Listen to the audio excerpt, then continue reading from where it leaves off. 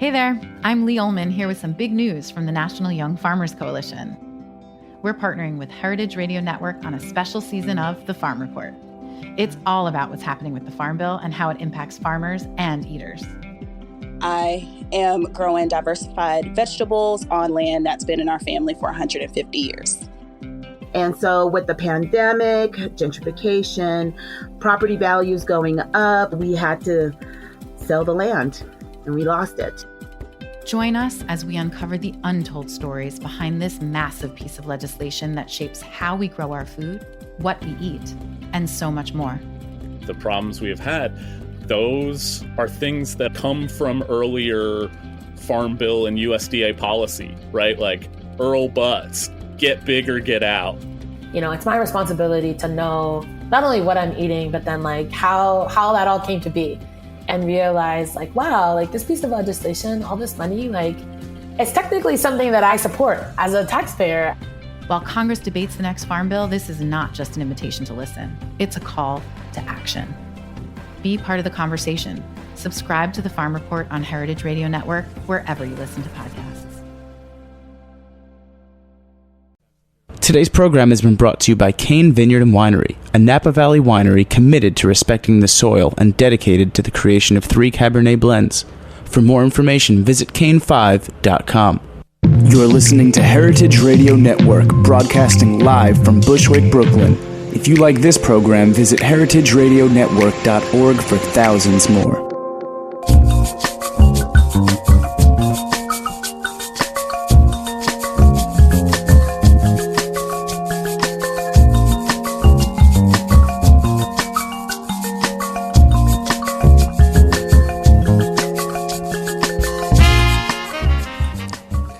Hello, Fermentable Planet Earth. Welcome to Fuhmentaboudit on heritageradionetwork.org. My name is Chris Kuzmi, and my co-host Mary Isette. And we are a podcast on all things fermentable with particular interest in that of home brewing and libations. Yeah, we're with you live every Monday night at 7 from Heritage Radio Network Studio in the back of Roberta's in Bushwick. Which is freaking awesome. Come here, have food. It's amazing. Yeah. Delicious. Delicious. It's a very special episode today. We are actually diving out of the land of barley and going to talk about gluten-free beer. And as I mentioned in the weeks past, we recently had a giant upset at Homebrew Alley. It was a beer competition, but we had all gluten-free winners. And today with us we have Brian Kulbacki, who won 3rd place for his sorghum beer. Yep, 3rd place in Best of Show. And 1st place in category 23, Specialty Ales, which was a huge category, by the way. I think there were over 30 entries. I was wondering how many. Nobody's ever told me. How many in that category? Yeah. I think there was either 32 or 36. I know there was a lot. I'll take it. It was one of the larger categories. I have that answer. I'll find it on the break, though. Yeah. So Brian, actually, the last New York City Homebrewers Guild meeting that we had, Brian actually spoke about his winning beer and kind of how he got into gluten-free beering. So I thought it was a very interesting and endearing story. So tell us a little bit about what sparked your interest in brewing gluten-free, because you're not gluten-free yourself. No, I'm not. No, I can drink everything and thoroughly enjoy everything. So gluten-free is just, it was sort of a hobby of mine.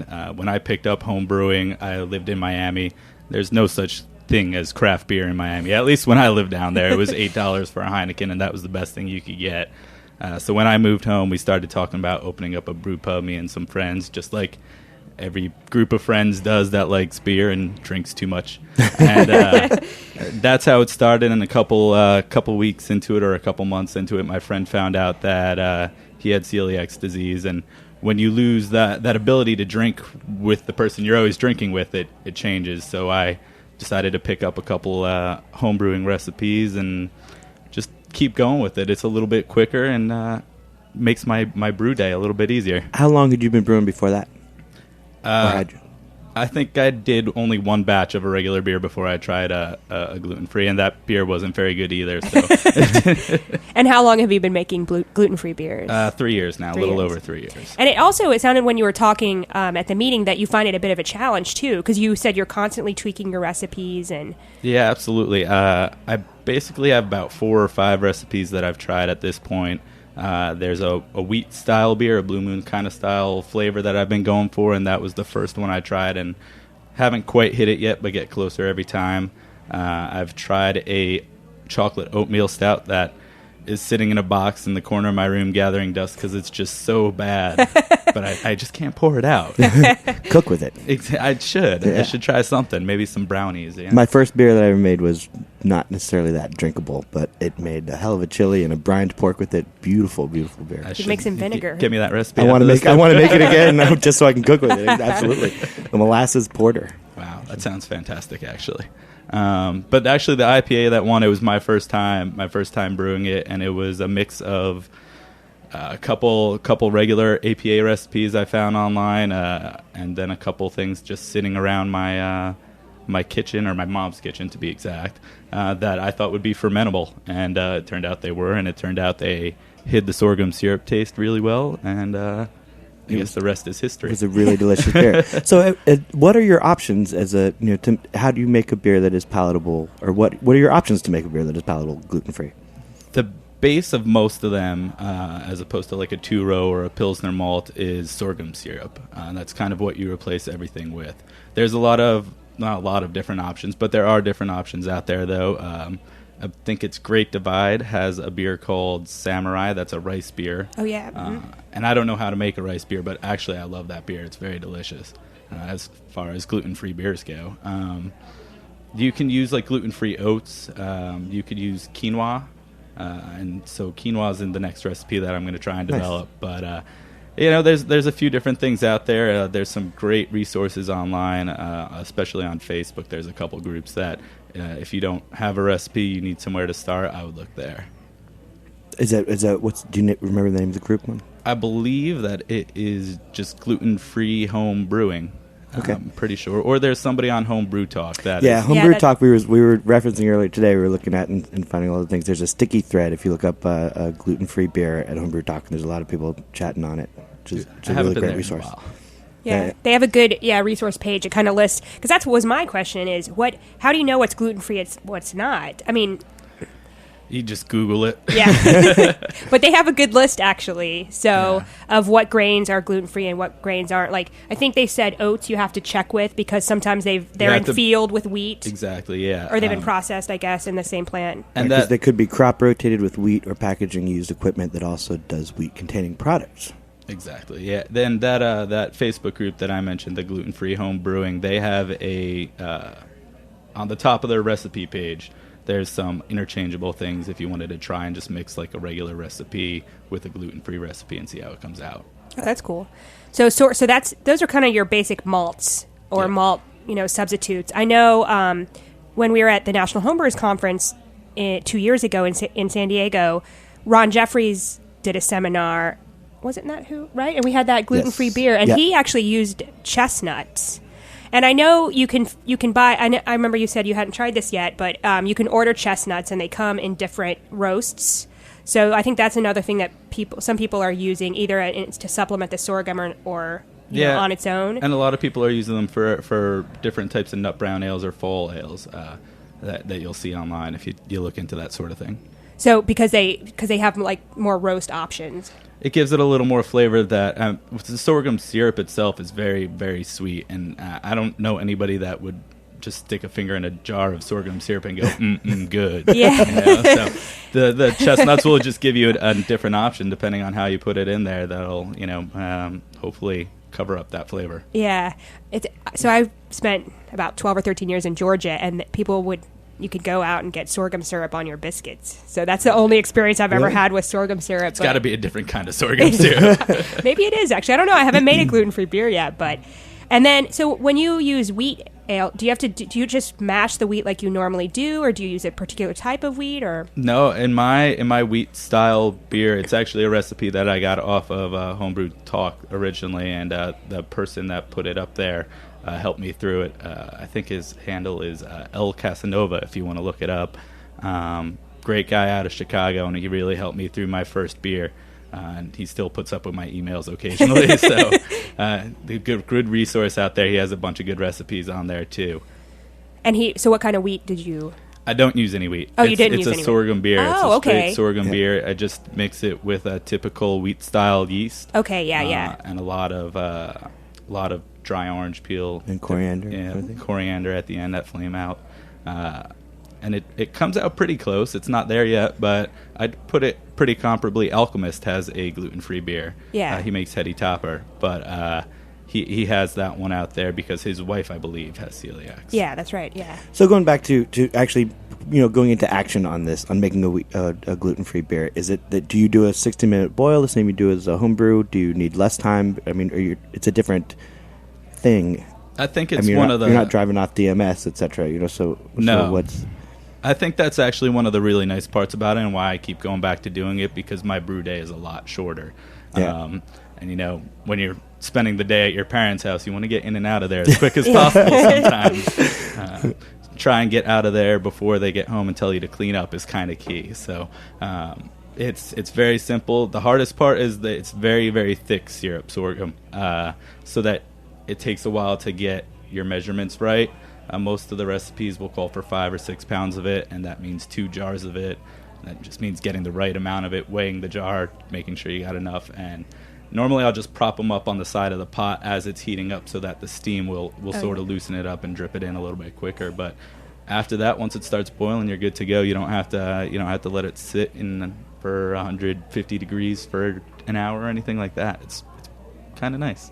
Yeah. So you're basically doing an extract kind of more or variation. less. Yeah. So let me ask you this, because just talking about other grains, have you used, because so I know you talked about quinoa, have you used, I'm looking at this list and it says like you could use millet or teff in place of wheat, or I said they're buckwheat in place of rye. Have you used any of those grains? I haven't used any of those grains. I have gone out and purchased sorghum seeds or whatever they are from the store and tried to use them. And both of those beers have been pretty big misses. So that's the other thing that I think you alluded to a little bit before, Chris, was that you either hit it on the head or you miss pretty badly. And especially when you're trying to convince friends that aren't gluten-free to drink your gluten-free beer that's not quite that good, it's extra difficult. Yeah. Well, I tasted your beer, the place, the one, and it was awesome, and I didn't miss. It was delicious. miss barley in Thank it. you. And so finding that and achieving that is the thing. So, have you been taking notes? I have been taking notes. I did rebrew it, and I did take significant notes this time. I do know that I changed the hops a little bit this time, and I changed the yeast this time, because the yeast is another key thing that people don't realize they have to pay attention to when they're making gluten-free beer. You can't buy anything in a liquid vial. You have to use the dry stuff. Okay. That's right, because it would be started with some dry malt extract, or exactly. It's not actually gluten-free if it's been started with. Yeah, the wort that they're using at Y Yeast or White Labs or wherever you're getting it from is going to be a regular glutinous wort. So you can use them. White Labs technically says, or Y Yeast technically says that if it's immersed in the right amount of wort, you'll only get like 2 parts per million. But I believe that's White right, which Labs. is allowable under some guidelines. Yeah. And like Dogfish Head, their gluten-free Tweezernale. Yeah. They, in that particular one, they don't even use the US FDA's regulations. They use a separate company in the US that has looser regulations. Okay. Oh, interesting. Little things I've learned. Yeah. So and then the hops, you don't have to worry about gluten at all. They're all acceptable. Yeah, as far as I know, the hops are fine. Basically, any other ingredient from there on out that you would typically use, anything that you'll buy in the white or the yellow and green bags at your local homebrew shop, those you shouldn't have to worry about them being gluten or gluten-free. Okay, cool.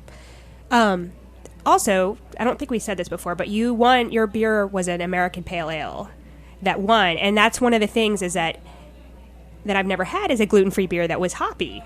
I think that's one, and I've actually spoken to professional brewers about this, that it's very, very difficult to get that hop character.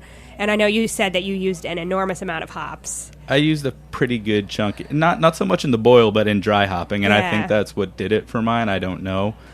But then looking back at the first recipe, it could have been like the alpha acidity of the hops that I used might have contributed to hiding that sorghum flavor. So right. I got lucky, but I know that this second I just tapped my keg on Saturday night for a friend that does have celiac that was visiting me from Boston. And the second batch, it's got the aroma just great. So awesome. That's something. I think we're on the right path. Yeah, sounds like it. So that's something to try if you are, if you're gluten free or you have friends that are gluten free and you're brewing and they want a hoppy beer, because that's the number one complaint that I hear from people that I know that are gluten intolerant is that they miss hoppy beers. They enjoy some of the other gluten-free beers, particularly there's a few Belgian style gluten-free beers that are really enjoyable. Greens make some great ones. I like Greens. They've been my favorite, but they're Belgian style and they're not super hoppy. They're just like, what's great about it is that the caramelized sugar, their double, I think is really nice. And as far as gluten-free beers, that one works very well. But if you're brewing, then try dry hopping. So, and play around with your schedule and the type of hops that you use until you're happy with it. But there is hope for you out there. I mean, I can tell you Brian's beer was absolutely amazing. And it was very hoppy. So have faith, gluten-free brewers. Yeah, pick a hop that doesn't have a lot of flavor impact, but has a lot of aroma impact. I plan on the next time I do my wheat, I'm going to put a whole bag. A whole bag doesn't sound like that much compared to what I put in my IPA or my APA. But I'm going to put a bag of like Galaxy and just the primary or secondary or to dry. Yeah, just so it gets a little of the aroma, and I think it'll finish a lot better. Yeah. With that, we're going to take a small little break. Thanks for listening to Fuhmentaboudit. Thank you, Brian Kulbacki. We'll talk to you in a moment.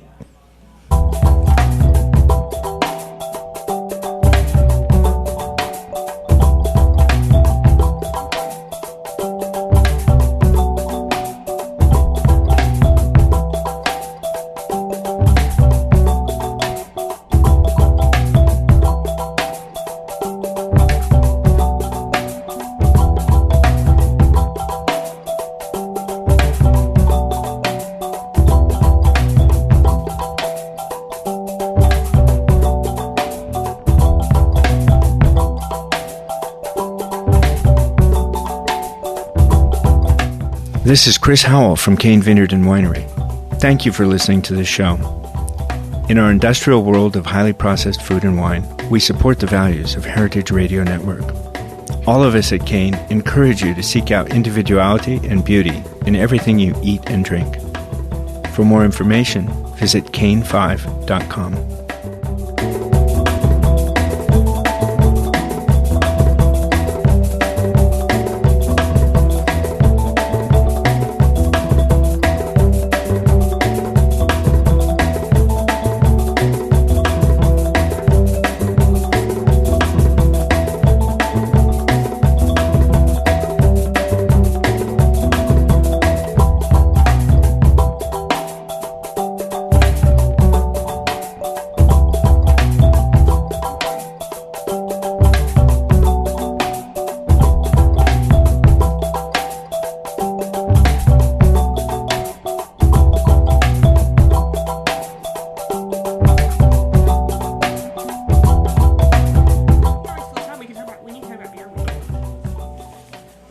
Welcome back to Fuhmentaboudit on Heritage Radio Network. .org. Yes. So we're talking about gluten-free beers with Brian Kulbacki, who recently took third place in Best of Show at Homebrew Alley 7 with his delightful American Pale Ale style gluten-free beer. I'm still in awe about that. It's incredible. I mean, to have that, to have it so revered by everybody. I knew everybody on the panel. They would not have given it, props unless it was totally deserved. And I was on the panel, so they love their malt, man. They love their barley. Yeah. My coworker is starting to get mad at me that I keep playing the judge panel on cycle in the backdrop of my computer at work. That's right. I live streamed it, and, so that's only valid for another few weeks. Actually, I got to download that. Yeah, there you go. So we're talking about gluten-free, what else you can do with gluten-free. Because I think a lot of people feel restricted in that, sorghum does have kind of a certain taste and aroma profile. And a lot of people feel stymied by brewing gluten-free beers. But I think, like you said, if you do a wheat-style beer or a Vit-style beer, that you can use like orange peel and coriander. So use spices or herbs or fruits or even teas, I would imagine.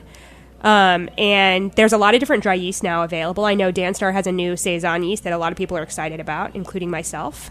I haven't used it yet, but the variety of dry yeast are very, it's pretty variable. Yeah, and there's some great resources out there, and I don't know them off the top of my head, but I was looking for some replacements for my APA because I just wanted to try it with different things and see how it would work out.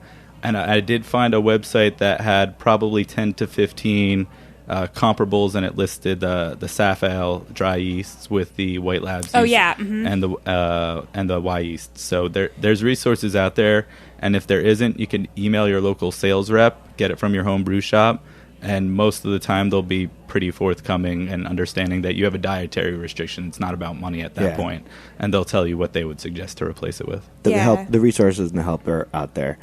And I also think if you want more yeast character, like if you're trying to do a gluten-free Weizen style, that play with your temperatures and your pitching rates in order to get more of that flavor. I mean, we know that if you stress a Weizen yeast a lot of times, you can get more flavors. Absolutely. So, that's something to keep in mind, I would think, as well, with gluten-free beers. But this goes back to a question I wanted to ask in the first segment as well. You said to use a lot of hops to get rid of that sorghum flavor. What are the undesirable flavors of sorghum? It's just an overwhelming sweetness that you don't associate with beer. And I've never messed with like a Saison, but I think you could get away with it a little more there because it does have that weird sweet flavor. And I don't really even know what I'd compare it to. It's not like a honey or anything like that. Right. Speaking of which, if you're going to use honey in a gluten-free beer, use buckwheat honey.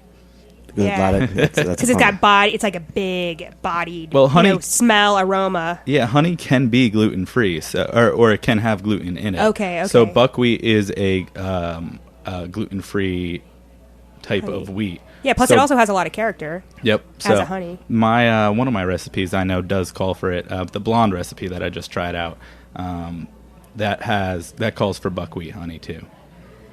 Did you finish that one? It's bottled. It's not quite ready. How'd it taste going into the bottle? It tasted pretty good, actually. And then I purposely went out and had a blonde beer, and I was worried about the aroma, but they smelt the same, so either both of them were bad or mine was pretty good. There you go. That's good. The other thing, because I've judged several other gluten-free beers in homebrew competitions, or there's been a few at Brooklyn Worts as well.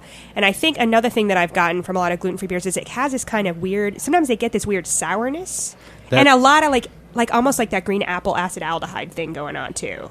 I don't know if that's some interplay between the yeast and the sorghum syrup, but that's definitely those are flavors that I've found in multiple gluten-free beers.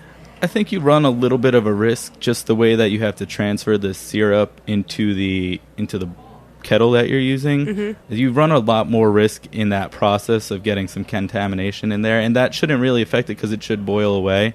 But I have found that the beers that I've done that haven't come out well all seem to have that. Those kind of characteristics. Yeah.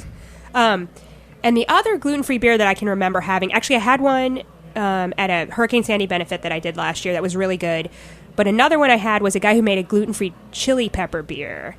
Because I think that chili pepper, it wasn't overwhelmingly chili pepper, but it was just enough that it really kind of complemented the sorghum flavor, and it, I don't know, gave it another dimension. I thought it was very nice. So that would make sense to me. It was one of the things you guys actually talked about last week at the New York Home Brewers Guild meeting was you have to keep in mind, your beer has to obey the style guidelines of what you're going for. And I was at a homebrew contest on Saturday, and there were 2 chili beers, and one did a great job.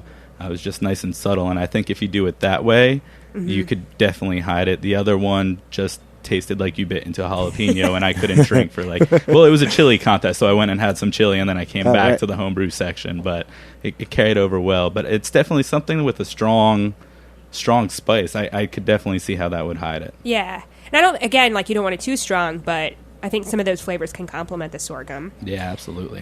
Flavor. What is the shelf life of a gluten-free beer, and how does it compare to normal beers? Was it roughly the same?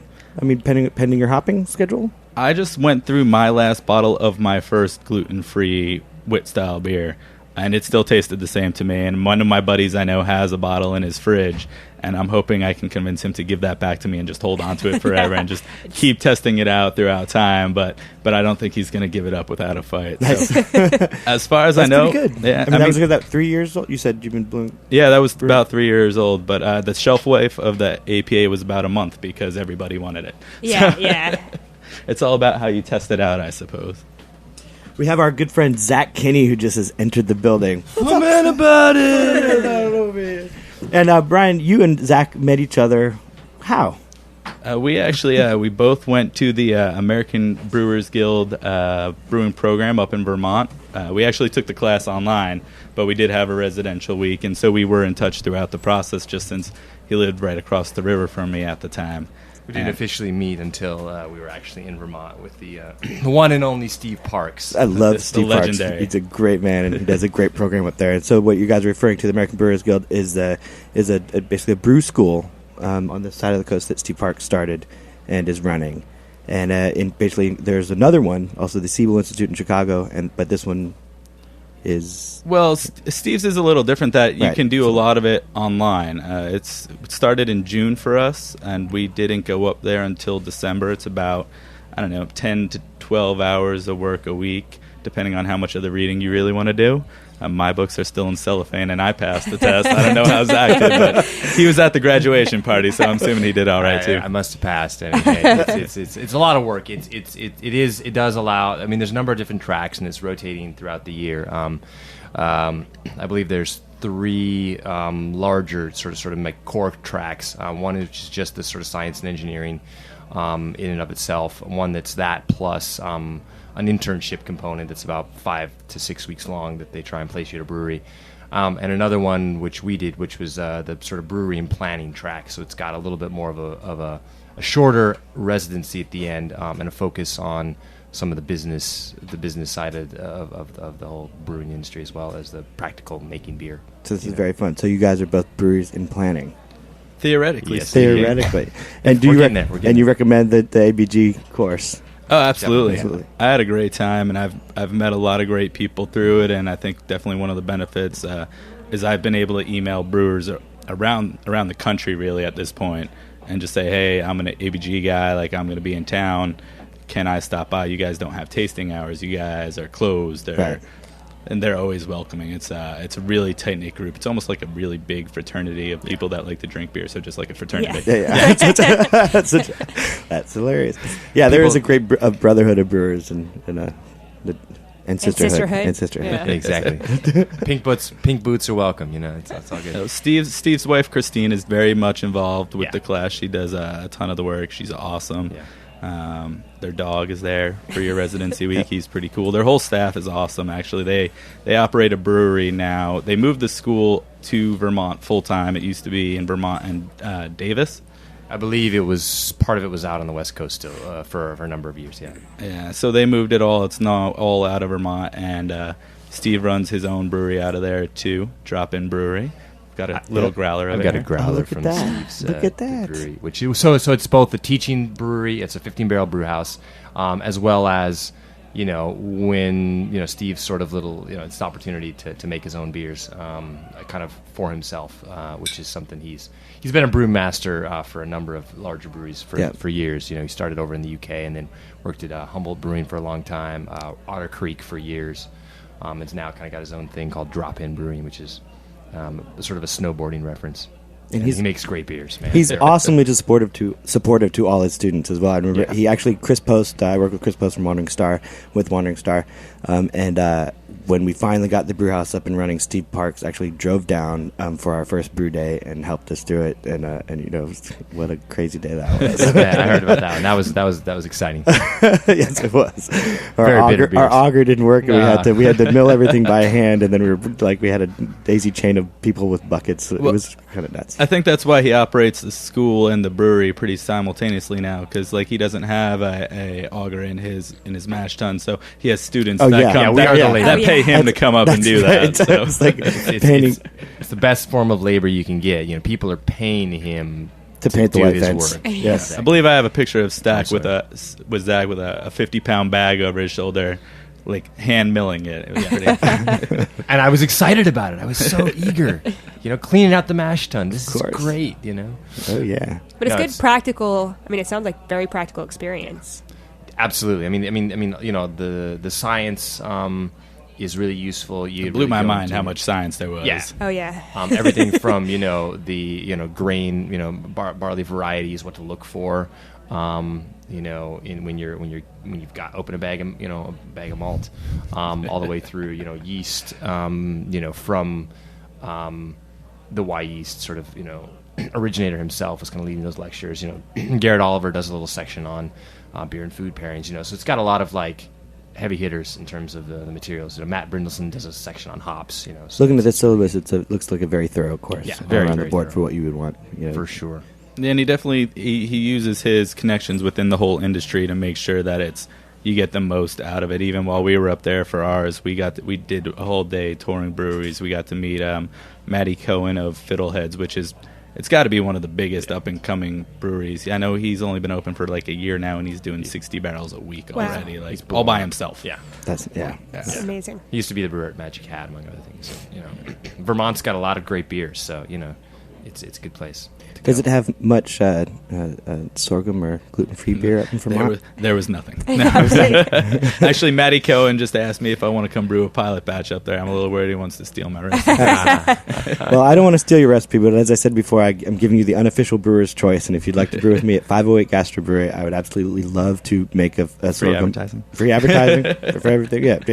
No, I would love to learn from you, first of all, and also just collaborate and do some stuff there that is sorghum and gluten-free, and to have it as an offering to people. I think it's an important thing for places to have that out there. It seems like celiac disease is coming more and more.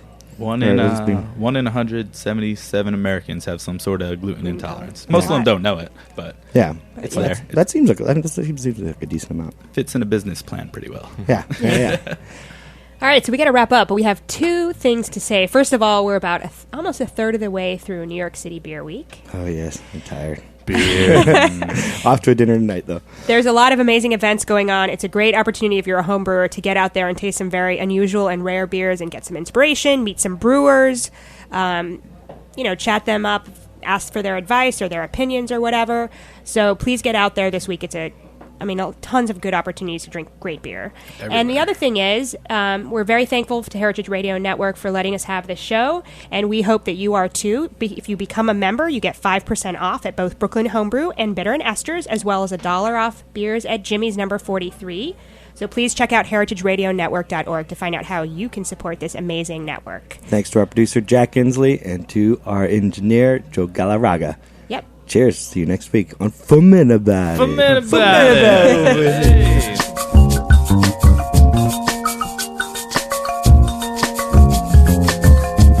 Thanks for listening to this program on heritageradionetwork.org. You can find all of our archived programs on our website or as podcasts in the iTunes Store by searching Heritage Radio Network. You can like us on Facebook and follow us on Twitter at @heritage_radio. You can email us questions at any time at info@heritageradionetwork.org. Heritage Radio Network is a non-profit organization. To donate and become a member, visit our website today. Thanks for listening.